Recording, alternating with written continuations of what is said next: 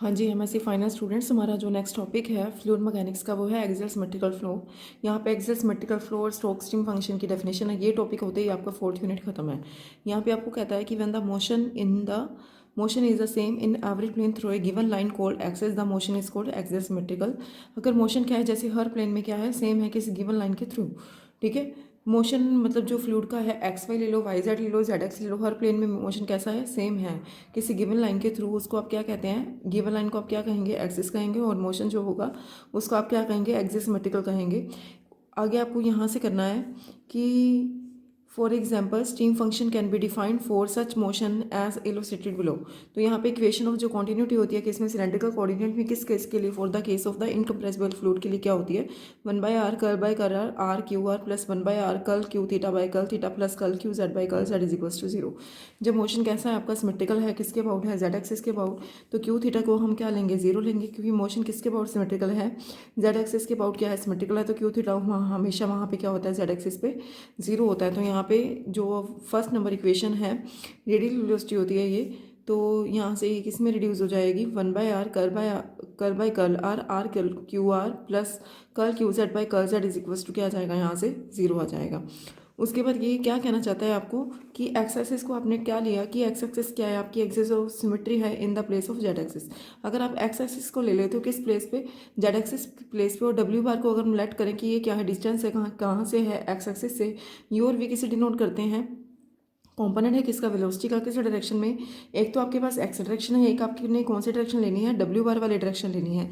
तो replacing are और Z, मतलब आर थीटा तो आपके पास है ही नहीं, आर और जेड को आप किससे रिप्लेस करेंगे, डब्ल्यू बार और एक्स से क्या कर देंगे, रिप्लेस कर देंगे, और क्यू आर और क्यू जेड को किससे रिप्लेस करेंगे, वी और यू से क्या कर देंगे, इसको रिप्लेस करेंगे।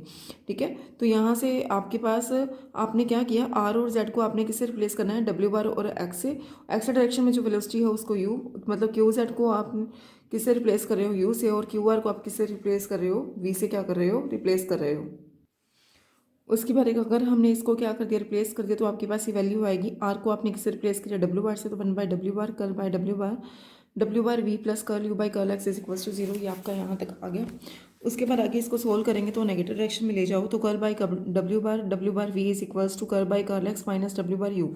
तो थर्ड क्या है आपकी, ऐसी कंडीशन है, ये जो आपकी वो कंडीशन होती है, curl m by curl y is equals to curl n by curl x के इक्वल होता है। ठीक है, यहाँ पे विद रिस्पेक्ट टू एक्स के साथ जो फंक्शन है, विद रिस्पेक्ट टू डब्ल्यू बार के साथ जो कि आपके पास जो फंक्शन है उल्टा हो जाता है, कि W bar V D X minus में W bar U D W bar. ठीक है, यहाँ पे प्लस आना चाहिए, बट यहाँ पे माइनस की वजह से यहाँ माइनस है। तो ये क्या है आपकी एग्जैक्ट डिफरेंशियल इक्वेशन है। ठीक है, आपके पास क्या है, कर्ल बाय कर्ल डब्ल्यू बार किसका है, डब्ल्यू बार वी का है। ठीक है, तो यहाँ से एम मुझे क्या है आपके पास, यहाँ पे एम आपका ये है। ठीक है, तो यहाँ से एन आपका ये है। ठीक है, एम इंटू में क्या होता है, डी एक्स होता है। यहाँ पे कर्ल बाय ऑफ क्या आएगा आपके पास, यहाँ से क्या होता है आपके पास, curl M by curl Y curl N by curl x के इक्वल होता है। ठीक है, तो यहाँ से क्या आता है, m d x plus n d y. तो यहाँ पे एन के प्लेस पे क्या है आपका, आपके पास जो रिलेशन है यहाँ पे माइनस डब्ल्यू यू है, तो यहाँ पे उसके प्लेस पे आ गया, तो एग्जैक्ट डिफरेंशियल तो डी साई के इक्वल आ जाएगा। इसको सोल्व करेंगे तो यू और वी की आपके पास यहाँ से क्या आ जाएगी, वैल्यू आ जाएगी। तो यहाँ पे जो साई फंक्शन डिफाइंड है इसको आप क्या कहेंगे, स्टोक्सिंग फंक्शन कहेंगे। तो स्टीम लाइन्स क्या होती हैं इस केस में, d x by u is equals to d डब्ल्यू बाई वी। ठीक है, तो यहाँ से आपके पास क्या आ गया, W bar V D X minus में U W bar D W bar is equal to 0। तो डी साई की वैल्यू क्या है आपके पास, 0, फोर्थ नंबर इक्वेशन से। तो यहाँ से साई क्या आ जाएगा, कांस्टेंट। ये किसको रिप्रेजेंट करता है, स्टीम लाइन को क्या करता है, रिप्रेजेंट करता है। उसके बाद कहता है कि Stokes steam function psi represent the steam line, psi is equal to constant in an analogue ways to steam function in 2 dimensional flow as defined in 5.2। ये कहता है कि स्टोक्स स्टीम फंक्शन है ना, तो स्टीम फंक्शन जैसा ही है, but दोनों में फ़र्क क्या है कि existence of Stokes steam function does not depend on the existence of the velocity potential phi. अगर आप स्टोक्स स्टीम फंक्शन आपका एग्जिस्ट करता है तो फाई वेलोसिटी पोटेंशियल पे जरूरी नहीं है कि वो क्या करेगा, एग्जिस्ट करेगा। स्टोक्स स्टीम फंक्शन एग्जिस्ट जब करता है तो मोशन क्या नहीं होना चाहिए, इरोटेशनल नहीं होना, जरूरी नहीं है कि मोशन क्या होगा, इरोटेशनल नहीं होगा। Which is not in the true case, which is not true in the case of the 2 dimensional steam function. जब स्टीम फंक्शन एग्जिस्ट करता है तब आपका मोशन रोटेशनल भी होना चाहिए, वेलोसिटी पोटेंशियल भी एग्जिस्ट करना चाहिए। बट स्टोक्स स्टीम फंक्शन जब एग्जिस्ट करेगा तो ज़रूरी नहीं है कि वेलोसिटी पोटेंशियल भी क्या करता है, आपका एग्जिस्ट करता है। इसके बाद क्या है, आपके पास प्रॉपर्टी है किसकी, स्टोक्स स्टीम फंक्शन की। स्टोक्स स्टीम फंक्शन की प्रॉपर्टी क्या है, ये आपको कहता है कि 2 pi times the difference of the value of the Stokes steam function at 2 points in the meridian plane is equals to the flow across the annular surface obtained by revolution around the axis of the curve joining the point। ये कहता है कि 2 pi times the difference of the value of the Stokes steam function at 2 points in the meridian plane is equals to the flow across the annular surface obtained by revolution around the axis of the curve joining the point।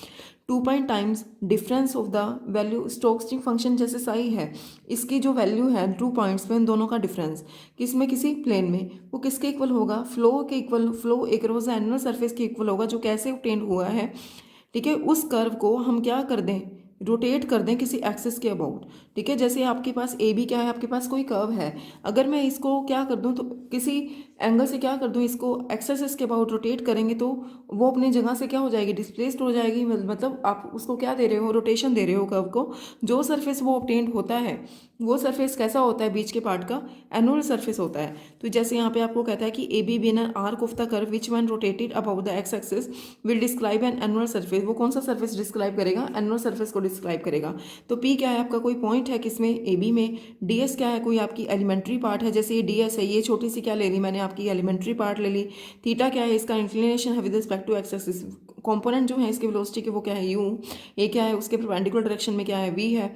तो ये भी normal के साथ, ये क्या हो गया, curve का टेंजेंट हो गया, ये क्या हो गया, कर्व का नॉर्मल हो गया। दोनों क्या बना रहे हैं, थीटा वाला एंगल। मतलब कर्व जो है, वेलोसिटी का जो कंपोनेंट है, ठीक है, वेलोसिटी का कर्व के साथ जो वेलोसिटी का कंपोनेंट है एक्स डायरेक्शन में, एक्स डायरेक्शन में कितना एंगल बना रहा है, थीटा। मतलब टेंजेंट जो है एक्स एक्सिस के साथ कितना एंगल बना रहा है, थीटा वाला क्या बना रहा है, थीटा एंगल बना रहा है। ये जो ये टेंजेंट हो गया, ये टेंजेंट का क्या हो गया, नॉर्मल हो गया। इस वेलोसिटी कंपोनेंट के साथ इसका एंगल क्या है, थीटा है। और इस कर्व का इसके साथ एंगल कितना है, थीटा है, ठीक है। थीटा क्या है, इंक्लिनेशन है किसका, डीएस का, किसके साथ है, एक्सिस के साथ है। कोई भी एक्सिस हो सकती है, एक्स एक्सिस के साथ भी है, ठीक है। डीएस का इंक्लिनेशन है ना, और यहाँ पे नॉर्मल का भी क्या है, इस वेलोसिटी कंपोनेंट के साथ क्या है आपके पास, इंक्लिनेशन क्या है, थीटा है, ठीक है। इसके बाद हम क्या करेंगे, इसके बाद कहता है कि वेलोसिटी आपने निकालनी है। फ्लो एक्रोस एनुलर सरफेस क्या होता है, फ्लक्स की वैल्यू होती है। फ्लक्स क्या होता है, नॉर्मल वेलोसिटी इनटू में एरिया होता है, ठीक है। तो हम नॉर्मल वेलोसिटी निकालेंगे तो आपको नॉर्मल कंपोनेंट लेना पड़ेगा, ठीक है। नॉर्मल कंपोनेंट मतलब वी जो है, इसका नॉर्मल के साथ कितना एंगल बनता है, कॉस ऑफ थीटा एंगल बनेगा। तो इसका ये वाला आपके पास, ये जो आपकी ये एक्स एक्सिस है, ये वाई एक्सिस है, दोनों के बीच का एंगल कितना है, 90 है। तो ये वेलोसिटी कंपोनेंट कितना एंगल बनाएगा, cos of 90 plus theta. Solve करेंगे क्या आ जाएगा, minus q sine of theta. तो कोस थीटा साइन थीटा की वैल्यू फिक्स होती है d x by d s, और इसकी value d y by d s होते हैं। तो यहाँ पे आप क्या पुट करेंगे, डी डब्ल्यू बाई डी एस। तो यू विद वी की वैल्यू को पुट करो तो यहाँ पे आपको क्या देगा, 1/w bar curl psi by curl x देगा। तो फ्लो आप निकालेंगे तो क्या आएगा, इंटीग्रल अबाउट ए बी, आप होल कर्व की बात कर रहे हैं तो v cos theta minus u sine theta 2πw/ds to 2 pi integral about a to b 1/w bar curl psi by curl x w/ds। First number equation को use करके हमारा ये आ गया, ठीक है। तो यहाँ से हमारे पास क्या आएगा, ds से ds क्या आ गया आपके पास कैंसिल, तो w बार से w बार कैंसिल, तो डी साई बचा। तो इसको वैल्यू क्या है, साई बी वाई में माइनस में क्या है, साई है। तो ये क्या है, आपको यही से प्रूव करके दिखाना था।